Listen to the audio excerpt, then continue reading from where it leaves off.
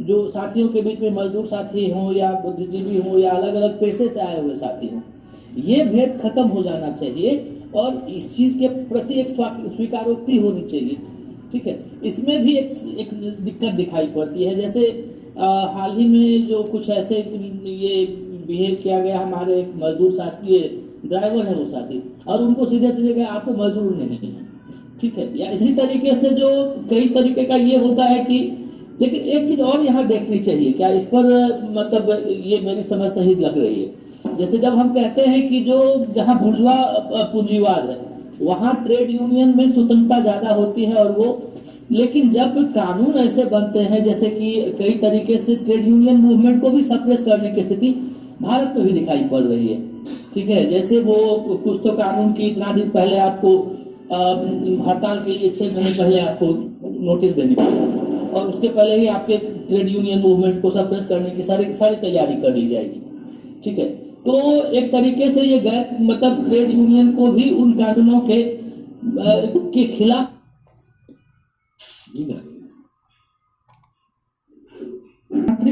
सरकार भी जब तानाशाही रूप अख्तियार करने लगे, जैसे कि एक तरीके का पूंजीवादी तानाशाह दिख रहा है। ठीक है, किसी भी तरीके से कोई भी मूवमेंट उठता है, जो मजदूर आंदोलन भी आता है सामान्य, उसको भी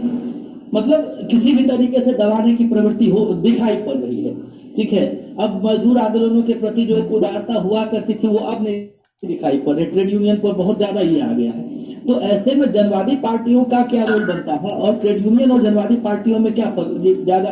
मतलब उसमें क्या संबंध होगा, या उसके जो ट्रेड यूनियन के जो कार्यकलाप होंगे, ठीक है, उसको कैसे संचालित किया जाएगा ऐसी परिस्थितियों में? क्या उसमें भी वो जो क्रांतिकारी पार्टियां हैं उनकी प्रवृत्ति पैदा हो जाएगी, या उसको उस रूप में ले जाना पड़ेगा? मेरी बात यही थी, इस पर टिप्पणी थी, इस पर आप कुछ कोई साथी प्रकाश डालें तो मुझे समझ में आएगी बात।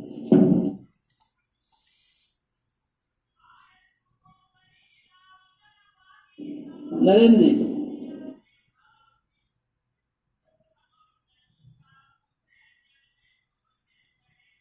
जी, मुहाने पे खड़ा है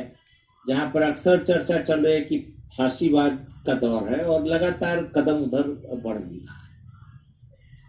तो तीन स्थिति की कल्पना कीजिए, एक रूस की स्थिति थी उसकी कल्पना कीजिए, एक मान लीजिए कि पश्चिम के यूरोपियन कंट्री को आप जहां पर कि एक डेमोक्रेसी वर्क कर रहा था, और एक स्थिति की कल्पना कीजिए जहां पे कि हम लोग जैसे देश है या अन्य देश जहां पर कि डेमोक्रेसी जब काम करने लगा, और जब मजदूर आंदोलन की संभावना न भी थी तो भी जनरल डेमोक्रेटिक आंदोलन को दबाया जाने लगा, और मजदूर आंदोलन के उभरने की संभावनाओं को एकदम से खत्म करने की दिशा में भी चीजें बढ़ रही है, जैसे लेबर लॉ को खत्म किया जा रहा है। तो ऐसा नहीं है कि मजदूर आंदोलन जब रहता तो नेहरू के जमाने में भी दमन किया गया, जिसको लोग यहाँ डेमोक्रेसी का माने कहते हैं कि ना भाई डेमोक्रेसी यहाँ पर आया। तो और कई लोग इसी के आधार पर मानते हैं कि भारत में सही ढंग का डेमोक्रेसी कभी नहीं आया, भले बहुत लोग नेहरू का गुणगान करते हैं। हमें ये समझना है कि एक ऐसे सोसाइटी में जहाँ पे कि सामंती समाज से लेकर के पूरे समाज में डेमोक्रेसी उस ढंग से ग्रास रूट से लेके ऊपर तक में ठीक से कभी काम नहीं किया। कुछ महीने में पश्चिमी देशों में जो दिखावे का भी था, या एक हद तक माना गया है मापदंड के रूप में, वो उस रूप में हमारे यहाँ एक्ट नहीं किया है। तो वो स्थिति आज भी है, और इस महीने में हम लोगों को ट्रेड यूनियन वर्क को अलग से चलाना चाहिए, और उनके अंदर जो जनवादी जो संगठन है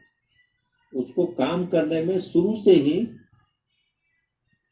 एहतियात बरतना चाहिए। ये एक बहुत क्लियर कट है। अब ये एहतियात बरतने का मतलब ये कतई नहीं है कि लेनिन कहते हैं न, कोई इसका मतलब होता है कि कोई इतना ज्यादा एहतियात बदले कि कोई काम ही नहीं करे। लेकिन वो एक बात है कि हमको शुरू से ही एहतियात बरतना चाहिए और दोनों काम को दो स्वरूप में करना चाहिए। इसका काम राजनीतिक काम है, लोगों को राजनीतिक चेतना से लैस करना, संगठित करना और उनके बीच में रह करके उनको ट्रेड यूनियन के कार्य को मदद करना, उनको ऑर्गेनाइज उनको करना है। और ट्रेड यूनियन जो ऑर्गेनाइजेशन होगा वो बजाते जिसमें आर्थिक संघर्ष उसका मुख्य लड़ाई होगा, वो राजनीतिक संघर्ष की तरफ हम उसको मोटिवेट करने के लिए ले जाएंगे और उसमें हम उसको भाग भी कराने की कोशिश करेंगे, लेकिन पेशेवर ऑर्गेनाइजेशन के रूप में उसको आर्थिक संघर्ष से वंचित नहीं कर सकते। उसका पेशेवर